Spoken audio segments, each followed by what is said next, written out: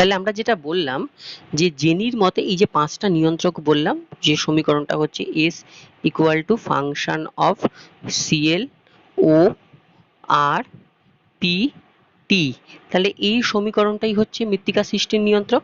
তার মধ্যে দুটো উপাদান হচ্ছে সক্রিয় আর তিনটে উপাদান হচ্ছে নিষ্ক্রিয়। তাহলে সক্রিয় উপাদান কোনগুলো? এখানে সিএল আর ও, তার মানে জীবজগৎ। সিএল মানে ক্লাইমেট, সিএল বলতে ক্লাইমেট বা জলবায়ু, আর ও মানে অর্গানিজমস বা জীবজগৎ। তাহলে এই দুটো হচ্ছে সক্রিয় উপাদান। তাহলে সক্রিয় উপাদান বলতে আমরা বোঝাই যে যারা মৃত্তিকা সৃষ্টিতে একদম সরাসরি সাহায্য করে বা প্রত্যক্ষ ভূমিকা পালন করে, বা যারা মৃত্তিকা রেগোলিথকে সরাসরি মৃত্তিকায় পরিণত করতে সাহায্য করে, তো তাদেরকেই আমরা বলছি সক্রিয় কারণ। আর নিষ্ক্রিয় কারণ বলতে আমরা বোঝাচ্ছি তিনটেকে। একটু আগে যেটা বললাম সেটা হচ্ছে আর মানে হচ্ছে রিলিফ মানে ভূপ্রকৃতি, পি মানে হচ্ছে প্যারেন্ট মেটেরিয়াল বা আদি শিলা, মানে মৃত্তিকাটার কোন শিলা থেকে ক্ষয়ে এসছে সেটাই হচ্ছে সেই মৃত্তিকার আদি শিলা, আর টি মানে হচ্ছে টাইম বা সময়। তাহলে এই তিনটি কারণ রেগোলিথের প্রধান উৎস হিসেবে পরিগণিত হয়। তো এরা মৃত্তিকা সৃষ্টি করতে কিন্তু সরাসরি সাহায্য করে না, মানে এদের যে প্রভাব সেটা অপ্রত্যক্ষ। তো সেই জন্য এদেরকে আমরা বলছি নিষ্ক্রিয়। মেন হচ্ছে দুটো, সেটা হচ্ছে জলবায়ু আর হচ্ছে জীবজগৎ। তো এদেরকে আমরা বলছি সক্রিয়। তার মানে আমরা এই মৃত্তিকা সৃষ্টির নিয়ন্ত্রককে দুটো ভাগে ভাগ করছি, একটা হচ্ছে সক্রিয় নিয়ন্ত্রক আর একটা হচ্ছে নিষ্ক্রিয় নিয়ন্ত্রক। তাহলে সক্রিয় নিয়ন্ত্রক আমরা একটু আগেই যেটা বললাম, কোন দুটো সক্রিয় নিয়ন্ত্রণ? তাহলে ক্লাইমেট আর একটা হচ্ছে অর্গানিজমস বা জীবজগৎ। আর নিষ্ক্রিয় উপাদান কোনটা? ভূপ্রকৃতি বা আর, পি মানে হচ্ছে আদি শিলা, আর টি মানে হচ্ছে টাইম। তাহলে এরা হচ্ছে, এই তিনটে হচ্ছে নিষ্ক্রিয়। তাহলে এবার আমরা আসি যে এদের প্রভাবটা কি মৃত্তিকা সৃষ্টি করতে, এরা কিভাবে প্রভাব বিস্তার করছে। তাহলে প্রথমে যেটা আমরা আসবো সেটা হচ্ছে সক্রিয় উপাদানের প্রভাব। তো সক্রিয় উপাদানের মধ্যে প্রথম যেটা আমরা বলবো সেটা হচ্ছে সিএল মানে হচ্ছে জলবায়ু। তাহলে জলবায়ুর আমরা প্রথম ভূমিকা বলছি।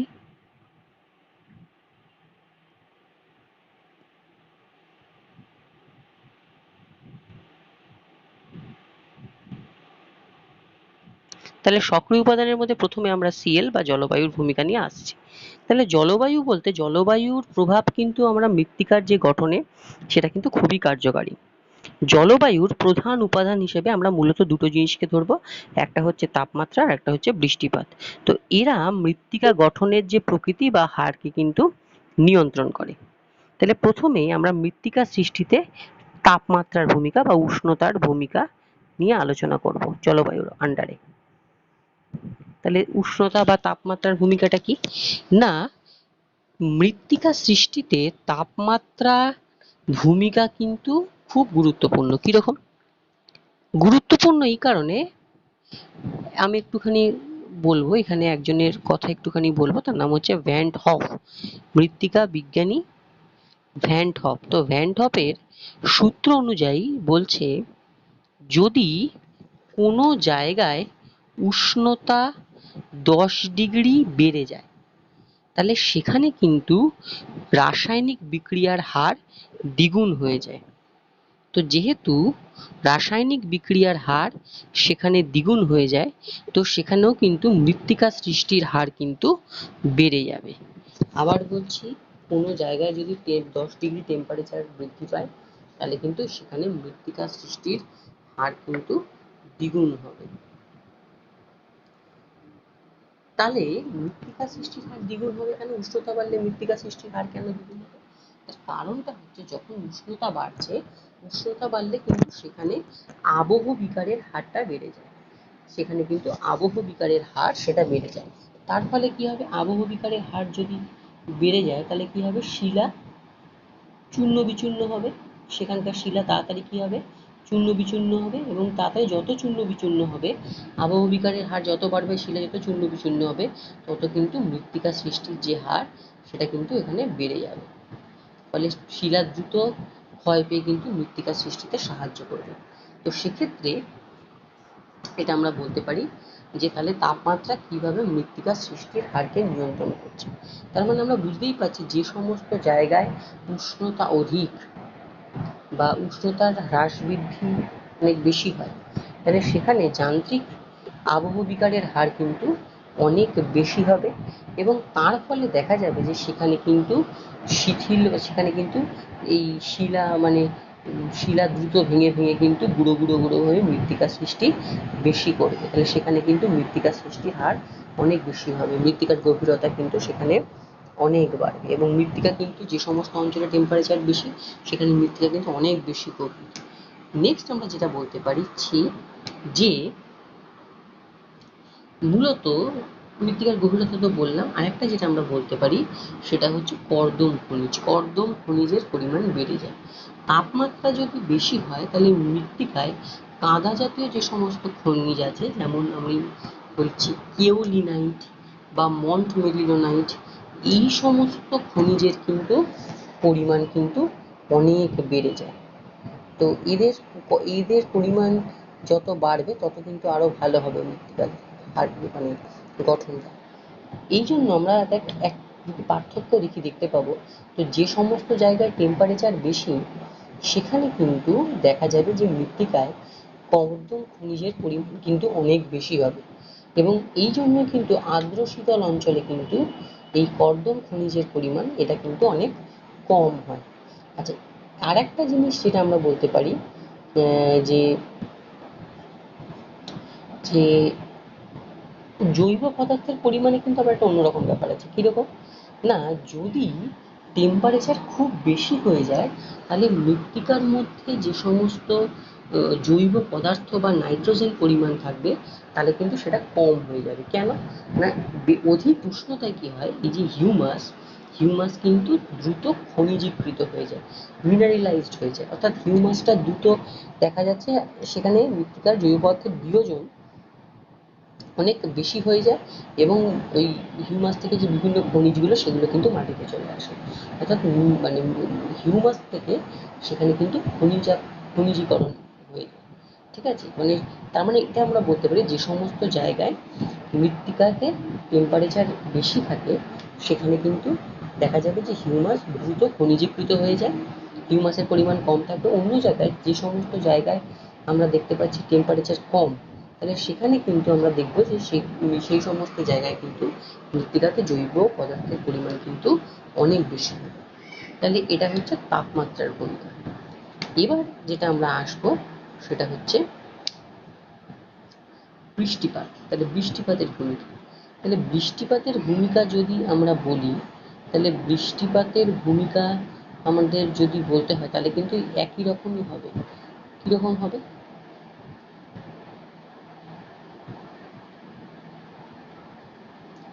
বৃষ্টিপাত যেখানে বেশি হবে, বৃষ্টিপাতের হার যে সমস্ত জায়গায় বেশি হবে সেখানে কিন্তু আমরা যেটা দেখতে পাবো ওই সমস্ত জায়গাতেও কিন্তু আবহ বিকারের হারটা বাড়বে। তাহলে যেহেতু ওই সমস্ত জায়গায় আবহ বিকারের হারটা বৃদ্ধি পাচ্ছে তাহলে সেই জন্য কিন্তু আমরা সেখানে দেখতে পাবো যে মৃত্তিকা কিন্তু অনেক দ্রুত সৃষ্টি হবে এবং মৃত্তিকার যে স্তর সেটা কিন্তু অনেক বেশি গভীর হবে, অর্থাৎ মৃত্তিকায় দেখতে পাবো যে মৃত্তিকার গভীরতা কিন্তু বৃষ্টিপাতযুক্ত অঞ্চলে অনেক বেশি হবে, কারণ সেখানেও আবহ বিকারের হারটা বেশি। এবং আরেকটা জিনিস আমরা যেটা বলতে পারবো মৃত্তিকার যে স্তরায়ন, এই যে আমি আগের দিন বলেছিলাম যে মৃত্তিকার বিভিন্ন স্তর রয়েছে, যেমন এ স্তর, বি স্তর, সি স্তর, এই যে স্তরগুলো, এই স্তরগুলো সৃষ্টি করতে কিন্তু বৃষ্টিপাতের একটা গুরুত্বপূর্ণ ভূমিকা রয়েছে। এবং জল যখন দেখা যাচ্ছে যে বৃষ্টির জল, ধরা যাক এই যে বৃষ্টির জল কি হয় না আস্তে আস্তে নিচের দিকে নামে, তো বৃষ্টির জল এই নিচের দিকে নামছে এবং তার সঙ্গে সঙ্গে মৃত্তিকার উপরে যে সমস্ত খনিজগুলো আছে তাদেরকে কিন্তু নিচে নিয়ে যায়, এর ফলে কিন্তু মৃত্তিকা আরো বেশি খনিজ সমৃদ্ধ হয় এবং জলটা যত বেশি মাটির তলায় এরকম ভাবে প্রবেশ করবে মৃত্তিকার স্তরের কিন্তু আস্তে আস্তে গঠনটা আরো গভীরতা বৃদ্ধি পাবে এবং মৃত্তিকা কিন্তু আরো বেশি সুগঠিত হবে। আরেকটা যেটা আমরা বলতে পারি তাহলে এক্ষেত্রে একটা বলতে পারি যে অধিক বৃষ্টিপাতযুক্ত অঞ্চলে যেহেতু এটাকে আমরা বলবো অনুশ্রবণ বা ধৌত প্রক্রিয়া, তাহলে সেটা যেহেতু বেশি ফলে মৃত্তিকা কিন্তু অনেক বেশি গভীর হবে। আরেকটা যেটা আমরা বলতে পারি যে মৃত্তিকার অম্লত্ব বা খারত্ব, সেটাও কিন্তু এই বৃষ্টিপাত নিয়ন্ত্রণ করে। কিরকম ভাবে? অম্লত্ব বা খারত্ব দেখা যাচ্ছে যে যে সমস্ত মৃত্তিকায় যে সমস্ত বৃষ্টিপাতযুক্ত অঞ্চলে মানে ধৌত প্রক্রিয়া বেশি হয়, তার মানে সেখানে কি হবে, যে এরকম একটা বৃষ্টিপাতযুক্ত অঞ্চল, তাহলে এখানে কি হয়, বৃষ্টির হারটা অনেক বেশি। তাহলে বৃষ্টির হারটা যেহেতু বেশি, তাহলে কি হবে, তাহলে দেখতে পাবো যে যে ধৌত প্রক্রিয়ার হারটাও তাহলে সেখানে বেশি হবে, মৃত্তিকা অনেক বেশি, সেখানে জলটা মাটির তলায় ঢুকে। তখন কি হবে না, এখানে মৃত্তিকা কিন্তু একটু আম্লিক প্রকৃতির হবে। কেন আম্লিক হবে না, মৃত্তিকার ওপরে যে সমস্ত ক্ষারকীয় পদার্থগুলো থাকবে, সেই ক্ষারকীয় পদার্থগুলোকে কি করবে মৃত্তিকা, তার সঙ্গে নিচে যে এই যে বৃষ্টির জলের সঙ্গে দ্রৌত প্রক্রিয়ায় সেই ক্ষারকীয় পদার্থগুলো কিন্তু ওই ওপর থেকে নিচে চলে আসবে ঘুরে। তার ফলে কি হবে না, মৃত্তিকার ওপরে পিএইচ এর মানটা কিন্তু কমে যাবে, তাহলে অম্লত্ব কিন্তু বাড়বে। তাহলে একটা জিনিস আমরা বলতে পারি, যে সমস্ত জায়গায় বৃষ্টিপাতের পরিমাণ বেশি, তাহলে সেখানে কিন্তু মাটিতে অম্লত্বের পরিমাণ অনেক বেশি হয়। যে সমস্ত জায়গায় বৃষ্টিপাতের পরিমাণ কম, তাহলে সেখানে কিন্তু ক্ষারকীয় প্রকৃতির মাটি বেশি দেখতে পাবো। তার কেন, সেখানে ধৌত প্রক্রিয়া বেশি কার্যকারী হয়। আরেকটা যেটা আমরা বলতে পারি, কর্দম এবং নাইট্রোজেনের উপর নিয়ন্ত্রণ। কিরকম না, বৃষ্টিপাতের পরিমাণ যদি বেশি হয়, তাহলে কি হবে না, অধিক আবহবিকার প্রক্রিয়ার জন্য মাটিতে কিন্তু কর্দম খনিজের বা কর্দম যে পরিমাণ, সেটা কিন্তু অনেক বেড়ে যাবে। এবং উদ্ভিদের আবরণ আরো বেশি ঘন হওয়াতে কিন্তু সেখানে নাইট্রোজেনের পরিমাণটাও কিন্তু আমরা দেখতে পাবো বৃদ্ধি পাচ্ছে। তাহলে এগুলো আমরা বলতে পারি বৃষ্টিপাতের ওপর প্রভাব। তাহলে কিন্তু আমরা দেখতে পাচ্ছি যে বৃষ্টিপাত যত বেশি হবে, তত কিন্তু মাটি কিন্তু সুগঠিত হবে। এবং এখানে কিন্তু আমরা দেখতে পাচ্ছি যে প্রভাবটা কিন্তু অনেক বেশি বৃষ্টিপাতের। মৃত্তিকার গভীরতা কত হবে, মৃত্তিকা কি ক্ষারকীয় হবে নাকি সেটা আম্লিক হবে, সেখানেও কিন্তু এই বৃষ্টিপাত আর উষ্ণতার কিন্তু একটা প্রভাব রয়েছে। তাহলে এটা আমরা বলতে পারি যে জলবায়ু কিভাবে এই মৃত্তিকা সৃষ্টিকে নিয়ন্ত্রণ করছে। আচ্ছা, মৃত্তিকা সৃষ্টিতে জীবজগৎ বা জীবকুলের প্রভাব। তাহলে জীবজগৎ বলতে আমরা যেটা বোঝাচ্ছি না, উদ্ভিদ, ক্ষুদ্র ক্ষুদ্র জীবজন্তু, অণুজীব, মানুষ, এদের সবাইকে বোঝাচ্ছি। এবং এগুলো প্রত্যেকেই কিন্তু মৃত্তিকা গঠনে একটা উল্লেখযোগ্য হচ্ছে ভূমিকা পালন করে। কি কি ভূমিকা করছে, তাহলে প্রথমে আমি তিনটের কথা বললাম। ১ নম্বর বললাম উদ্ভিদের ভূমিকা, ২ নম্বর বললাম জীবজন্তুর ভূমিকা, আর ৩ নম্বর আমরা বললাম জীবাণুর ভূমিকা। তাহলে প্রথমে আমরা আসছি উদ্ভিদ। উদ্ভিদ কিভাবে এই মৃত্তিকা সৃষ্টিতে সাহায্য করছে। তাহলে আমরা যেটা জানি যে জলবায়ুর ভূপ্রকৃতির তারতম্যে যেমন বিভিন্ন অঞ্চলে মৃত্তিকা বিভিন্ন হয়, তেমনি মৃত্তিকা গঠনের ক্ষেত্রেও কিন্তু এখানে একটা তারতম্য দেখা যায়। তাহলে প্রথমে যেটা আমরা বলবো উদ্ভিদের কি ভূমিকা, জৈব পদার্থ। জৈব মানে এই যে হিউমেন, যে কালো যে আমরা পদার্থগুলো দেখতে পাই মৃত্তিকার উপরে, তাহলে সেগুলোকে আমরা বলবো জৈব পদার্থ। তাহলে মৃত্তিকার জৈব পদার্থের সংযোজনে স্বাভাবিক উদ্ভিদের ভূমিকা কিন্তু খুবই গুরুত্বপূর্ণ। তার মানে যেখানে দেখবো উদ্ভিদের পরিমাণ বেশি, তাহলে সেখানেই আমরা দেখব যে মৃত্তিকাতে কিন্তু জৈব পদার্থের ভূমিকা অনেক বেশি হবে। ফলে মৃত্তিকার উপরের যে স্তরটা, সেই সমস্ত অঞ্চলে কিন্তু দেখবে কালো আছে, কারণ সেখানে জৈব পদার্থের পরিমাণ বেশি, হিউমাসের পরিমাণ বেশি। ২ নম্বর যেটা আমরা বলতে পারি যে মৃত্তিকার যে কাঠিন্য, মৃত্তিকার যে কাঠিন্য, সেই কাঠিন্য মানে কাঠিন্য বা দৃঢ়তা কিন্তু অনেকটা উদ্ভিদের উপর নির্ভরশীল। যেমন আমরা দেখতে পাই যে জৈব যান্ত্রিক আবহবিকারের মাধ্যমে উদ্ভিদের যে শিকড়, উদ্ভিদের শিকড় কি করে না, শিলাকে চূর্ণ বিচূর্ণ করে দেয়। অর্থাৎ উদ্ভিদের শিকড় যেখানে থাকে, শিলাগুলো কি হবে, চূর্ণ বিচূর্ণ হয়। তাহলে সেক্ষেত্রে সেটা কিন্তু আমরা যেটা দেখতে পাবো, সেটা কিন্তু মাটিকে সৃষ্টির হারটাকে আরো বাড়িয়ে দেবে। মানে গাছের শিকড় শিলার যান্ত্রিক আবহবিকার ঘটাবে, এবং সেখানে দেখা যাবে যে এই যান্ত্রিক আবহবিকারের ফলে সেখানে কিন্তু শিলা চূর্ণ পর্যন্ত ভেঙে যাচ্ছে। আরেকটা যেটা বললাম যে উদ্ভিদ পচে গিয়ে সৃষ্ট যে জৈব অ্যাসিড হয়, সেই জৈব অ্যাসিড কিন্তু শিলায় জৈব রাসায়নিক পরিবর্তন ঘটায়। তাহলে এটা গেল উদ্ভিদের ভূমিকা। তাহলে নেক্সট আমরা যেটা আসবো জীবজন্তু বা মানুষের ভূমিকা। জীবজন্তু ও মানুষ এরা কি প্রভাব বিস্তার করছে? না, যেমন কিছু কিছু মৃদভেদী প্রাণী আছে। মৃদভেদী প্রাণী বলতে যারা মাটি ভেদ করে আসে, যেমন কেঁচো, উইপোকা, পিঁপড়ে, প্রেইলি কুকুর। তো এই সমস্ত মৃদভেদী যে প্রাণীরা আছে, তো এই মৃদভেদী প্রাণীরা কি করে না শিলা বা মাটিতে গর্ত, এরা কি করে মাটিটাকে খুঁড়ে খুঁড়ে খুঁড়ে খুঁড়ে উপরের দিকে উঠছে।